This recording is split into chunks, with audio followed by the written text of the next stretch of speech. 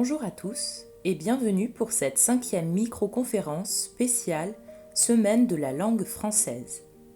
Cette édition met à l'honneur le thème de l'air à travers des initiatives intitulées « Dis-moi 10 mots ». Nous aborderons donc ce sujet à travers les œuvres de la microfolie. La salle Stroh n'est malheureusement pas encore ouverte au public. Ce n'est pas grave, vous pouvez vous installer confortablement dans votre canapé, elle s'invite chez vous.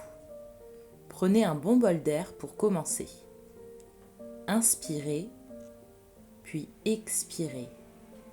Vous êtes prêts ?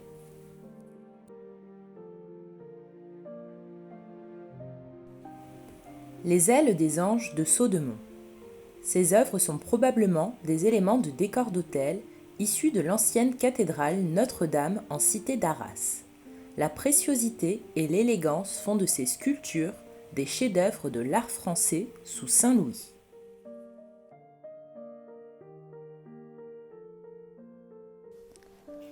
Danse à la ville, danse à la campagne de Pierre-Auguste Renoir. L'élégante retenue des danseurs urbains, la froideur du salon où ils évoluent, s'opposent à la gaieté de la danse à la campagne en plein air, illustrée par des couleurs chaudes. Au-delà de leurs différences, les deux couples semblent reliés par un même mouvement, incarnant chacun la séquence d'une même danse.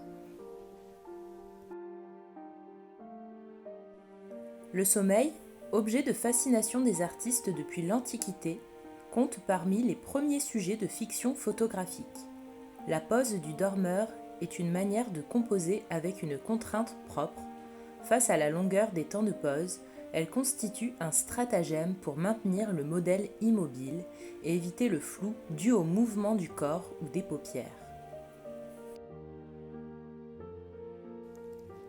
Fernand Léger construit son œuvre en résonance avec les interventions et les innovations technologiques de son temps.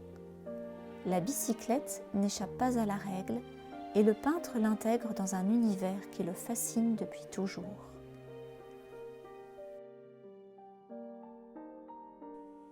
Cette affiche de 1928 est une évocation spectaculaire de l'intérieur d'un chapiteau. L'énergie de la représentation, conçue comme un tourbillon de couleurs et de rythmes, est étonnante. Ce paravent, représentant Raijin et Fujin, les dieux du tonnerre et du vent, fait partie des trésors de Kyoto.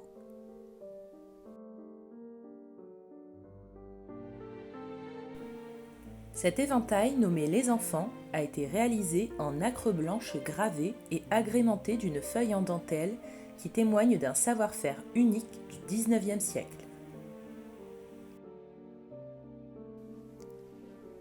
Signé Guerlain, le pot cylindrique est en porcelaine. Il a un fond bleu foncé, orné de filets d'or et de perles en émail. Le flacon du milieu est incolore, avec un talon décagonal. Il est orné de drapés dans sa partie supérieure. L'ensemble du décor est peint alors mat.